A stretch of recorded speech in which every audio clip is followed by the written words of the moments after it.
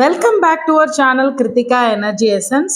So நம்ம இன்னைக்கு நம்மளோட சேனலில் டிஎன்செட் எக்ஸாம் நமக்கு 7-8 டேட்டு கொடுத்துருக்காங்க. டிஎன்செட் எக்ஸாம்க்கான plan for next 10 days paper 1 அப்படிங்கிறதுக்கான பிளான் நம்ம பார்ட் 1 2 பார்ட்டாக பிரித்து கொடுத்துருக்கோம். ஃபர்ஸ்ட் 5 யூனிட்ஸுக்கு ஒரு டிஸ்கஷன், அடுத்த 5 யூனிட்ஸ்க்கு அடுத்த வீடியோ.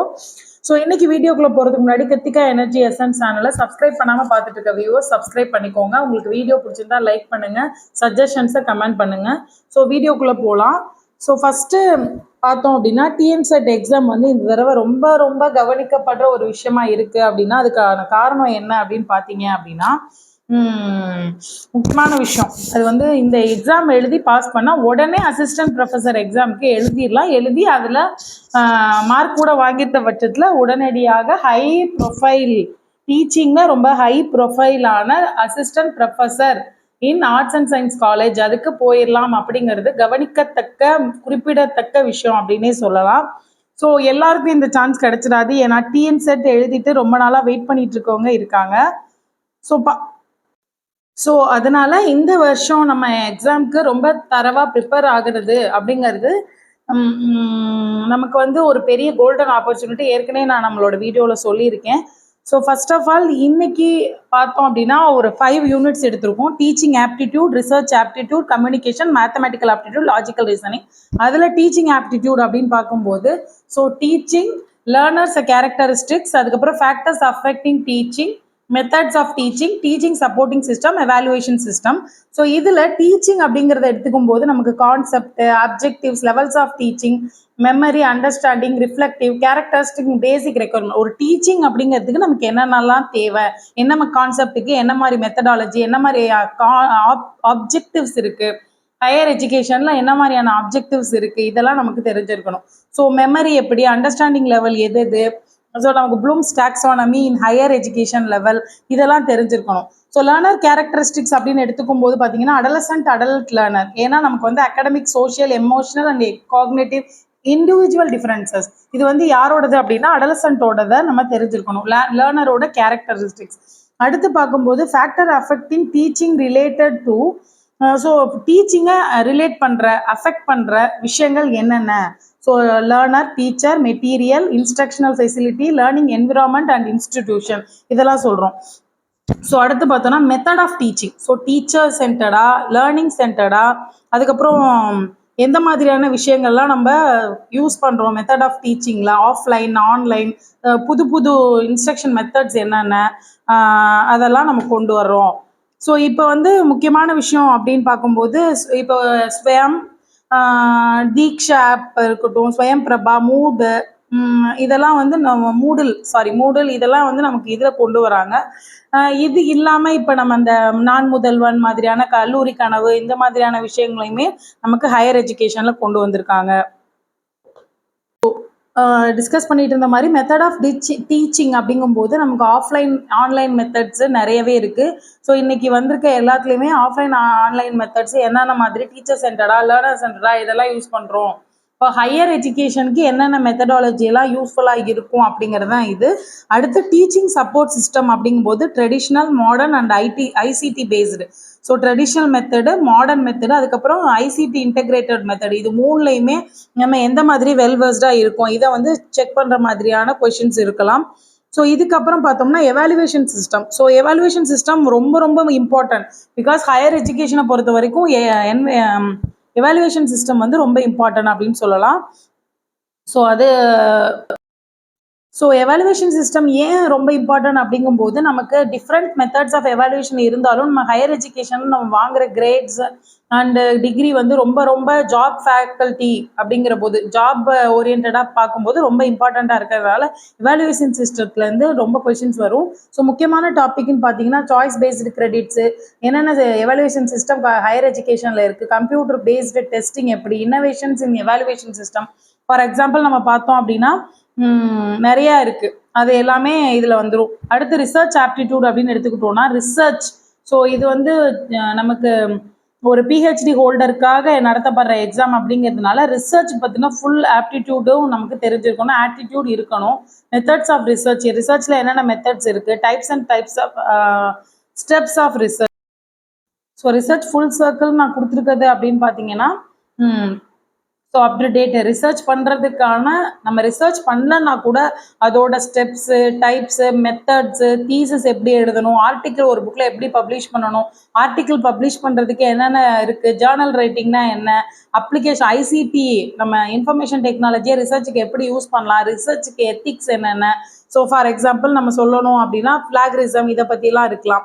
ஸோ ஃபஸ்ட்டு பார்த்தோம் அப்படின்னா ரிசர்ச் ஃபுல் சைக்கிளில் பார்க்கும்போது நமக்கு வந்து மீனிங், டைப்ஸு, கேரக்டரிஸ்டிக்ஸு, பாசிட்டிவிட்டிசம் இது எல்லாமே அதிலே வந்துடும். ஸோ எக்ஸ்பெரிமெண்டல் இப்போ positivism, post positive approach to research அப்படின்னு எடுத்துக்கலாம். ஸோ ரிசர்ச்சுக்கு என்னென்னலாம் ஒரு மெத்தட்ஸ் இருக்குது அப்படிங்கிறத சொல்லலாம். அடுத்து மெத்தட்ஸ் ஆஃப் ரிசர்ச் பார்க்கும்போது experimental, descriptive, historical, qualitative, quantitative. So experiment படி பண்ணுறோமா, இப்போ சயின்ஸ் ஸ்டூடெண்ட்டாக இருந்தால் எக்ஸ்பெரிமெண்ட்டாக இருக்கும், டிஸ்கிரிப்டிவாக இருந்ததுன்னா வந்து உங்களுக்கு சோசியல், ஹிஸ்டாரிக்கல்ங்கிற போது சோஷியல், குவாலிட்டேட்டிவ் அண்ட் குவான்டிடேட்டிவ் மெத்தட்ஸுங்கும் போது மேக்ஸில் வரலாம்.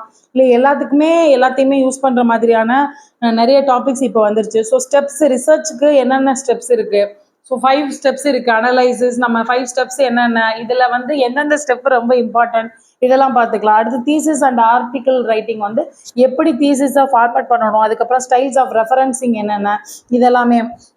அடுத்து அப்ளிகேஷன் ஆஃப் ஐசிடி ரிசர்ச் அப்படின்னு எடுக்கும்போது நமக்கு இன்ஃபர்மேஷன் டெக்னாலஜியை எப்படி ஐசிடிக்குள்ளே உள்ளே கொண்டு வரலாம். அடுத்து ரிசர்ச் எத்திக்ஸில் வந்து நமக்கு எந்த மாதிரியெல்லாம் டைட்டில் ஃப்ரேம் பண்ணலாம், எந்த மாதிரிலாம் சப்டைட்டில் வைக்கலாம். அதுக்கப்புறம் பிளாகரிசம், அடுத்தவங்களோட ஆர்டிக்கிளை யூஸ் பண்ணாமல் இருக்கிறது எப்படி, நம்மளோட டாபிக் வந்து இதுக்கு முன்னாடி எப்படி யூஸ் ஆகிருக்குன்றத செக் பண்ணிக்கிறது. இது எல்லாமே யூனிவர்சிட்டியில் இருக்கிறவங்களுக்கு தெரியும். நம்மள மாதிரி டிகிரி முடிச்சுட்டு எழுதலாம் அப்படிங்கிறவங்க அந்த பாயிண்ட்ல இருக்கும். ஆக்சுவலாக என்ன சொல்ல வரேன்னா ரிசர்ச் ஓரியன்டாக எம்ஃபிலோ பிஹெச்டியோ ரிசர்ச் பண்ணி முடிச்சிருந்தாங்க அப்படிங்கிற பட்சத்தில் அவங்களுக்கு இதோட டாபிக் எல்லாமே படிச்சிருப்பாங்க. மித்தவங்களுக்கு கொஞ்சம் கஷ்டமாக இருக்கும், ஆனால் படித்தா ஈஸியாக ஃபைண்ட் அவுட் பண்ணிடலாம். ஸோ இதில் ஒரு முக்கியமான விஷயம் என்ன அப்படின்னா டாபிக்ஸ் இதில் எல்லாத்துலேயுமே நமக்கு ஓரளவுக்கு நாலேஜ் கெயின் பண்ணிட்டீங்களா அப்படிங்கிறது தான் இதில் பார்க்க போகிறோம் நம்ம. ஸோ அதனால இதை டாபிக் மட்டும் நான் கொடுத்துருக்கேன். ஸோ இது வந்து ஒரு ரீகேப் தான். இதை பார்க்கும்போது உங்களுக்கு வந்து ஃபுல் அண்ட் ஃபுல்லாக பார்த்துட்டு இருக்கிறத விட ரீகேப்பாக பார்க்கறதுக்காக தான் கொடுத்துருக்கோம். அடுத்து பார்த்தீங்கன்னா மேத்தமெட்டிக்ஸ் அண்டு ரீசனிங், அதில் வந்து பார்த்தோம்னா டைப்ஸ் ஆஃப் ரீசனிங் வந்து நிறையவே இருக்குது. அதில் வந்து மேத்தமெட்டிக்கல் ரீசனிங்காக இருக்கலாம், லாஜிக்கல் ரீசனிங்லாம் இருக்கலாம், அதுக்கப்புறம் வந்து ஆப்டிடியூட் டெஸ்ட்டாக இருக்கலாம், fraction, ratio, profit or loss கண்டுபிடிக்கிறது. ஸோ இந்த மாதிரியான விஷயங்கள் வந்து கொடுத்துருக்காங்க. இதில் வந்து நமக்கு ஃபஸ்ட்டு மேத்தமெட்டிக்கல் ரீசனில் சீரீஸ் வர்றது, கோட்ஸ் வருது, பிக்டோகிராஃப்ஸ் வருது, இதெல்லாம் இருக்குது. அடுத்து ஆப்டிடியூட் டெஸ்ட்டுன்னு எடுத்துக்கிட்டோம் அப்படிங்கும்போது நமக்கு மேத்தமெட்டிக்கல் கால்குலேஷன்ஸை ரொம்ப ஈஸியாக எப்படி கொடுக்குறது. இப்போ டைப்ஸ் ஆஃப் ரீசனிங்கில் வந்து இன்னும் சிம்பிளிஃபைடாக சொல்ல போனோம்னா ஸோ சீரீஸ் கொடுத்து ஏபிசிடி இதுக்கப்புறம் என்ன வரலாம், ரேஷியோ கொடுத்தா அதுக்கு இதுக்கு ஈக்குவலானது எது அப்படிங்கிற கொஷின்ஸ் வந்து நமக்கு வர்றதுக்கான வாய்ப்பு இருக்குது. ஸோ மேத்தமெட்டிக்கல் ரீசனிங்கிறது அதுதான் நமக்கு. அடுத்து பார்த்தோம்னா நமக்கு லாஜிக்கல் ரீசனிங்கில் அதிலே வர்றது வந்துட்டு லாஜிக்கல் ரீசனிங் 6th யூனிட்டாக தனியாகவே கொடுத்துருக்காங்க நமக்கு. அதை பற்றி அடுத்த வீடியோவில் பார்க்கலாம். ஸோ அடுத்து பார்த்தோம்னா நமக்கு முக்கியமான பாயிண்ட் இந்த இடத்துல அப்படிங்கும்போது fraction, time, ratio, percentage, interest, discounting, இவ்வளோ பர்சன்ட்னா எவ்வளோ டிஸ்கவுண்ட், ஆவரேஜ் கண்டுபிடிக்கிறது, இதெல்லாம் தான் வரும் நமக்கு அதில். ஸோ இதெல்லாம் நமக்கு மேத்தமெட்டிக்கல் ரீசனிங். இந்த டாபிக்லாம் ஓரளவுக்கு நம்ம கவர் பண்ணியிருக்கோமா அப்படின்னு செக் பண்ணிக்கோங்க. ஸோ அடுத்து காம்ப்ரிஹென்ஷன் எல்லாருக்குமே தெரியும். ஸோ ஒரு பேசேஜ் கொடுத்து, ஸோ நீங்கள் இங்கிலீஷ் மேஜராக இல்லைன்னா கூட இது கம்பல்சரியாக வரும். ஒரு பேசேஜ் கொடுத்து உங்களோட ஐடியாவை கலெக்ட் பண்ணுறது, அது சினானிம்ஸை டெஸ்ட் பண்ணுறதா இருக்கலாம், உங்களோட ரீடிங் கெப்பாசிட்டியை டெஸ்ட் பண்ணுறதா இருக்கலாம், இன்டர்பிரட்டிங் மீனிங்கை இன்டர்பிரட் பண்ண தெரியுதான்றதா இருக்கலாம், அதுக்கப்புறம் ஆப்போசிட்ஸாக இருக்கலாம், இதில் இருக்க ஃபேக்டை சொல்கிறது இருக்கலாம், கரெக்ட் சென்டென்ஸு இல்லை ராங் சென்டென்ஸை செலக்ட் பண்ணி சொல்கிறதா இருக்கலாம். அந்த பேசேஜ் கொடுத்து அதுலேருந்து இது எல்லாத்தையுமே உங்களை ஃபைண்ட் அவுட்ஸ் பண்ண சொல்கிறதா இருக்கிறது தான் வந்து இந்த காம்ப்ரிஹென்ஷன் அப்படிங்கிற பாயிண்ட் அவுட்டு. ஸோ இது வந்து ஒரு 3rd யூனிட்டு. இதுக்கப்புறம் பார்த்தீங்க அப்படின்னா காம்ப்ரிஹென்ஷனில் இன்னும் முக்கியமாக சொல்லக்கூடியது பெருசாக எதுவும் நீங்கள் படிக்க வேண்டியதில்லை.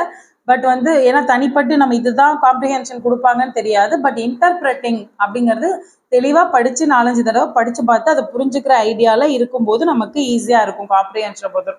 ஸோ ஒரு கொஷினில் சினானம்ஸ் கேட்டிருந்தாங்க அப்படின்னா அந்த பேசேஜோட ரீட் பண்ணி 3 தடவை பார்த்தோம் அப்படின்னா அதோட சினானம்ஸ் கண்டுபிடிக்கலாம், ஃபேக்ட் கண்டுபிடிக்கலாம், எது கரெக்டு தப்புன்றதை நம்ம ப்ரெசன்ஸ் ஆஃப் மைண்ட் அண்ட் காரிலேஷனை பயன்படுத்தி கண்டுபிடிக்கிறது தான் இது.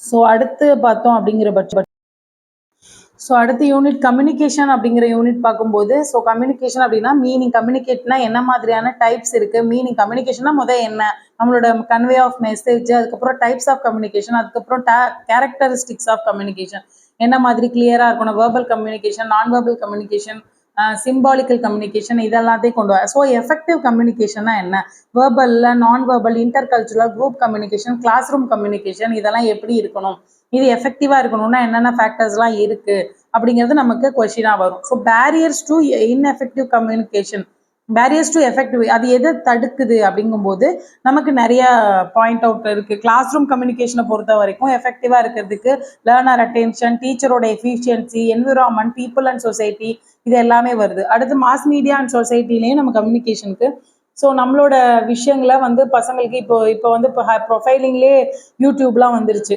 ஸோ யூடியூப்பில் ஜேர்னல் பப்ளிஷ் பண்ணுறது, யூடியூப்பில் நமக்கு வீடியோ கொடுக்கறது, இல்லை வேறு ஏதாவது ரெஃபரன்ஸ் கொடுக்குறது, யூடியூப் வீடியோஸை ரெஃபரன்ஸாக கொடுக்குற அளவுக்கு இன்றைக்கி வந்துட்டாங்க. ஸோ அந்த மாதிரியான கொஷின்ஸ் வந்து ரொம்ப மாடர்னாக இப்போ இருக்கிற ட்ரெண்ட் செட்டுக்கு ஏற்ற மாதிரி காலேஜஸில் எப்படி யூஸ் பண்ணலாம் அப்படிங்கிற கொஷின் வந்து கண்டிப்பாக வரும். ஸோ இதெல்லாம் வந்து நம்ம ஆக்சுவலாக ஒரு 5 டாப்பிக்கும் இது எல்லாமே ஓரளவுக்கு ஆன்சர் பண்ணுற அளவுக்கு நீங்கள் ரெடியாக இருக்கீங்களா அப்படிங்கிறதுக்காக தான் டாப்பிக்கை மட்டும் நான் கொடுத்துருக்கேன்.